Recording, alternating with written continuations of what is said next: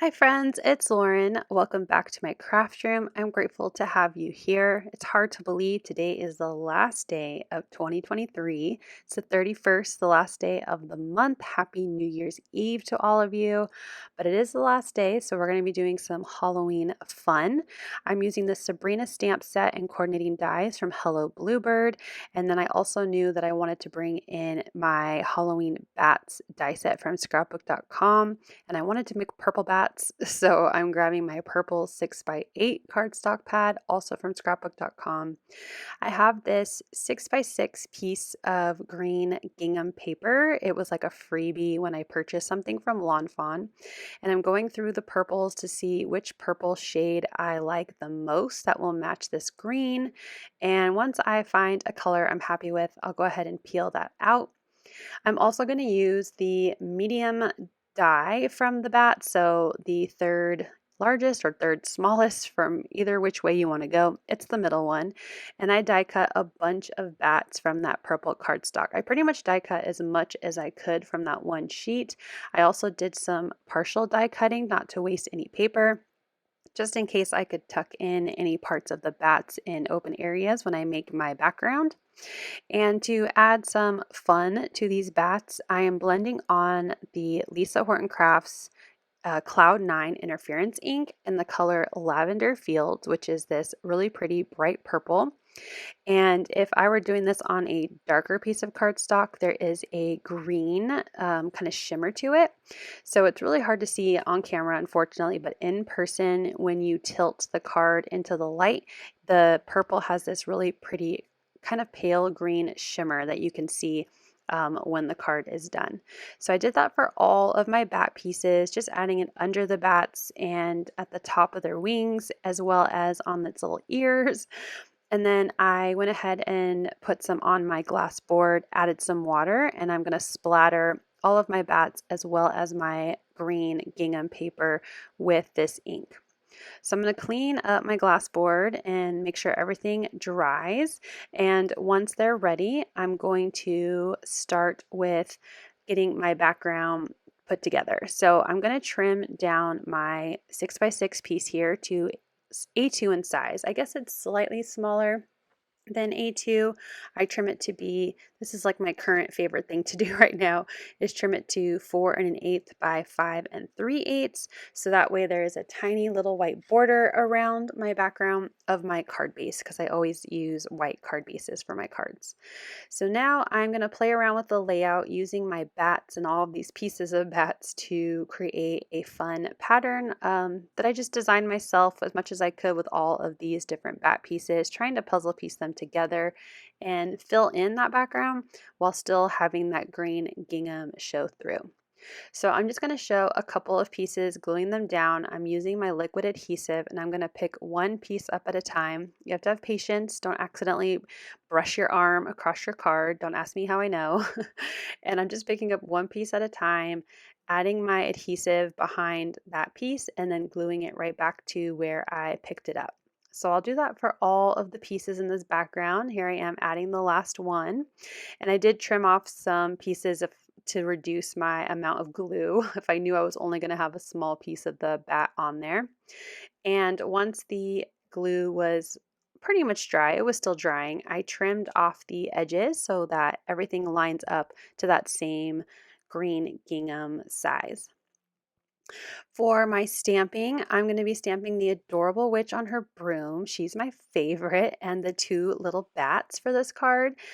So I'll go ahead and get these onto my Misty, and I'm using my Sassy Club Onyx black ink to stamp my images. I'm going to use my Misty and my pressure tool, and I stamped twice with a little extra here on the hair to make sure I had a nice clean outline. And I'm going to be using my Ohuhu art markers. These are alcohol markers. I prefer Honolulu's and the B because there's a brush and a nib, but I do also have some of the A's where it's a brush and a chisel.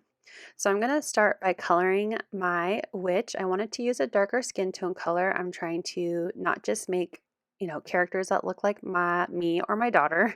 So for the darker skin tone, I'm going to start with R28 to be the darkest part. So adding that around her face, neck, hands, and legs where there would be shadow. And then for the mid-tone, I'm bringing in R27. So I'm going back over those dark parts that I colored for the shadow and just bringing that color out more. So I want the highlights to be where I think light would be hitting my little witch girl. So on the sides of her legs, the center of her neck, the tops of her ears, and as well as the center of her face. And I'm also just trying to add in shadow for her nose as well. And for the lightest color, I'm using R26, and I'm just going to completely color in all of the skin areas that I added the shadow. So really trying to blend those three colors together and do my best to make it look as seamless as possible. I'm still learning a lot about coloring. I've really improved this year, but I still am working on the perfect color combinations and really trying to blend to make my shadows look shadowy and not an abrupt line, if that makes sense. So after I'm done coloring her in, I do want to add some cheeks to her, but I'll do that a little bit later, and I'm going to move into the hair. So for her hair, I'm going to use warm grays. So the darkest color here for her hair is WG130, and I'm adding it very similar to how I colored her face and her skin. I want it to be the darkest color where I think shadow would be with her hair. So anywhere where the hair kind of braids together, close to the ends, close to the hair tie, underneath her chin, I'm just trying to add shadow. Again, I have no major light source, but just where I think light would hit if the light was coming from the card receiver. So like the light would be the very center of the card. And for the midtone, I'm bringing in WG090. So similar to how I colored in her skin, I'm just going back and I'm trying to extend that dark color out. So I'm starting on top of the darkest color and blending it into the white. And I'm not completely covering it because I will bring in one more color, WG070. And just like I did with the skin, completely color the image, doing my best to blend. I'm not trying to be as blend as I did with her skin because I like when it looks like the light really hits their hair and has a nice shine to it. Here's where I fill in her cheeks. I'm using R282, a little bit darker shade because she is a darker skin tone. For the broom, the handle, I want it to look kind of like wood, so I'm going to use my favorite brown combination, which is really easy. It's BR1 for the darkest, BR2 for the midtone, and BR3 for the lightest. It's my go-to brown because they're easy and they all fit so well together. For the actual broom part, I don't know, the sweepy part. I don't know names of the parts of the broom. So the bottom of the broom, I'm using YR1 as the darker shade. I'm only going to use 2 for this one. And the lighter shade is Y270. Again, adding the darkest color down first, and then I overlap and try to bring that dark color kind of faded out into the rest of the broom. I already started coloring her hat, but I was still trying to find the right color combination. There's one part of her hat that looks a little more blue that I ended up not liking very much, but it's okay. I don't think you can really tell. It looks more like a shadow than, I colored it a different color combination. But for her hat and her dress, I'm going to use 2 different shades of violet. I'm using V080 as the darkest shade and V050 as the lighter one. And I did like her dress, her shoes, her little shawl cape thing, part of her dress. And for the green, I'm trying to match the green background that I picked for the gingham. So the darker color is GY3 and the lighter color is GY4, and that will be her bow, the kind of lacy details of her dress and her sleeves and her little shawl. Now I realized now as I'm recording that I never did color in the little button of her shawl and her hair tie, so those just stayed white. I didn't even realize it till, like I said, I was doing voiceover and I'm watching my coloring. I completely missed those, but honestly, I think they look fine with white. It just adds a subtle little detail. It's fine. It works out fine. For my bats, I'm going to color both of them in the same way. So I'm bringing in actually the same color combination as her hair. So I started with the darkest color, WG130, and then my mid-tone is WG090, and my lightest color will be WG070. So I started with adding the shadows. Again, I don't really have a major light source, but I'm adding the shadows around the sides of the bat's head and the arms and feet and on the right side of my bat because I feel like he's looking more towards our left. And then with the lightest color, I'm just completely coloring in my bat, just like I did with the skin of my little witch, trying to really blend in those three colors together so they just look more seamless. For the inside of the ears and the wings of the bat, I'm going to bring in first WG050 just to lay down my light color. And then I brought in R270 to kind of add some pink to the ears and bat wings. And then I'll bring back WG050 and just try to blend that out a little bit so that there's no harsh lines, that they look just a little bit more pink than gray. And I brought in the same color R282 for the cheeks of my cute little bats. So I'll go ahead and use the coordinating dies to die cut them out. And I'm working on my layout, and I just feel like my witch gets a little lost in my background. It's a little bit too much purple and green on purple and green. What I wanted to do kind of, it just didn't feel like it fit really well. So I'm going to grab a circle. I'm going to bring some black cardstock in, and I'm going to use the second largest scalloped circle from Fawn. So I'll go ahead and run that through my die cut machine, and it's just the right size, I think, to just separate my witch from the busy background, and then my little bats will just kind of barely be on the black circle, but they still fit really nicely. And before I glue everything together, I want to work on my sentiment. So I'm going to grab the Everyday Sentiment banners from Lawn Fawn, and I'm using the smallest of the three. And I'm going to stamp my sentiment from the Sabrina stamp set, which says, "Witching you a happy Halloween." And I die cut it from the same black cardstock, and I'm going to emboss in white. So I'm going to use my Misty again. I get worried about stamping with embossing ink because it's clear. I know you can see it on paper for the most part, but I've had experiences in the past where I just stamp once with my embossing ink and the embossing doesn't turn out very nice. So I like to stamp twice. And with using a Misty, I know that it's going to be lined up on the same area where I want it to be on my cardstock.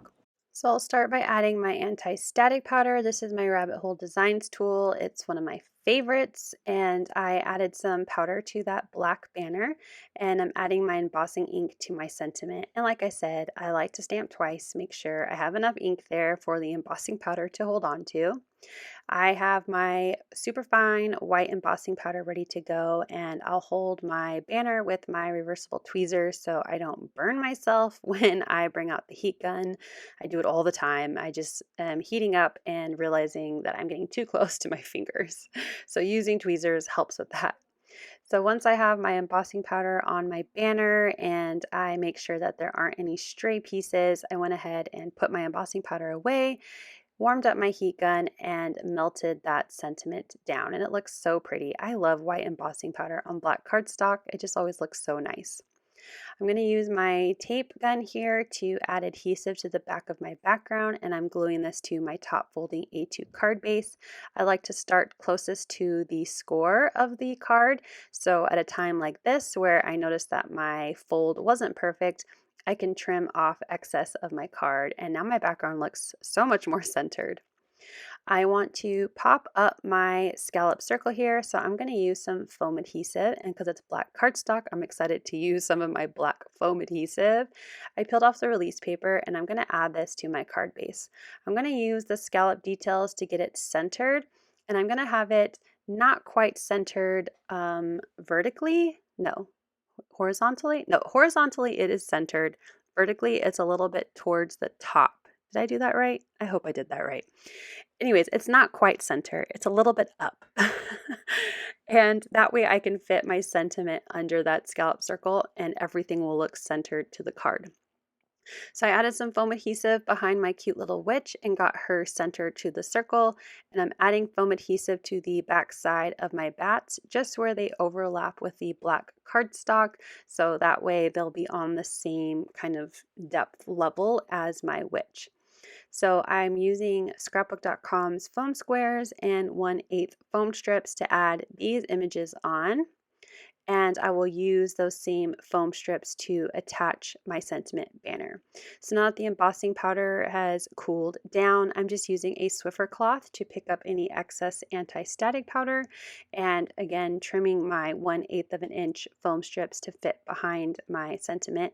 Peel off the release paper and get this centered onto my card base. And I'm going to use my grid mat to try and help me make sure that it's straight and centered. As you can see here where I place it, there's about an equal distance underneath the sentiment to the bottom of the card as there is from the top of my circle to the top of the card, and it just helps make everything look centered. I wanted a little bit of shine on top of my already shiny bats, so I grabbed my pops of color in Magic Glitter. I like to tap them so they turn out more of a dome look than a Hershey Kiss look.